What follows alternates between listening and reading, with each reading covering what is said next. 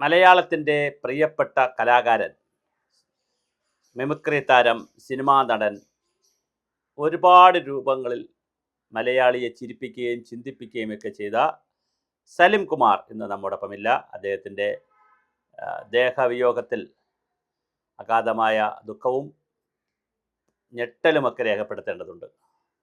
കാരണം 56 വയസ്സേ ആയിട്ടുള്ളൂ, ചെറിയ പ്രായമാണ്. ഒരു പുരുഷായുസിനെ സംബന്ധിച്ചിടത്തോളം 56 വയസ്സ് വളരെ ചെറിയ പ്രായമാണ്. മുഖ്യമന്ത്രി വി ഡി സതീശനോടൊപ്പം പരവൂരിൽ രാഷ്ട്രീയ പ്രവർത്തനത്തിലുണ്ടായിരുന്നു. ചെറിയ പ്രായം മുതൽ തന്നെ കോൺഗ്രസ്സുകാർ, KSUവും യൂത്ത് കോൺഗ്രസും കോൺഗ്രസ്സുകാരനുമായിരുന്നു.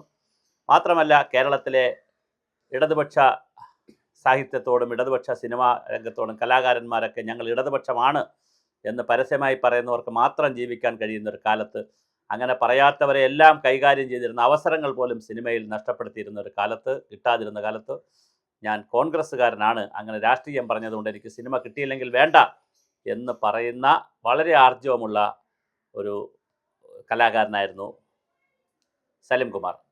അദ്ദേഹത്തിന് നിരവധി അസുഖങ്ങൾ നേരത്തെ തന്നെ ഉണ്ടായിരുന്നു. ഇപ്പോൾ ന്യൂമോണിയ ബാധിച്ചിട്ടാണ് മരിച്ചതെന്ന് അറിയുന്നു, അന്തരിച്ചു പോയത്. ഇതിനു മുമ്പ് അദ്ദേഹം 2 പ്രസംഗം നടത്തി. ഒന്ന് വി ഡി സതീശൻ്റെ തെരഞ്ഞെടുപ്പുമായി ബന്ധപ്പെടുത്തിയിട്ടുള്ള ഒരു പ്രസംഗം. വലിയ തോതിലാണ് ആ പ്രസംഗം കേരളത്തിൽ വൈറലായത്. അതിനുശേഷം ജയിച്ചതിന് ശേഷവും പറവൂർ നടന്ന സ്വീകരണത്തിലും അതേ സലിം കുമാർ ഒരു സംസാരിച്ചിരുന്നു. അതും വളരെയധികം വൈറലായ വീഡിയോസാണ്. വളരെ കൃത്യമായ ഒരു കലാകാരനാണ്.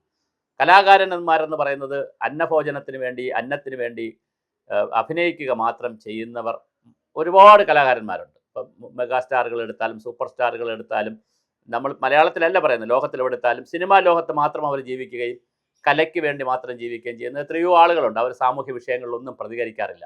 എന്നാൽ സാമൂഹ്യ വിഷയങ്ങളിൽ കൃത്യമായി പ്രതികരിക്കുകയും വളരെ കൃത്യമായി സമൂഹത്തെ പഠിപ്പിക്കുകയും സമൂഹവുമായി സംവേദനം ചെയ്യുകയും രാഷ്ട്രീയ കാര്യങ്ങളിൽ വരെ അഭിപ്രായം ചെയ്യുന്ന ഒരുപാട് കലാകാരന്മാരുണ്ട്.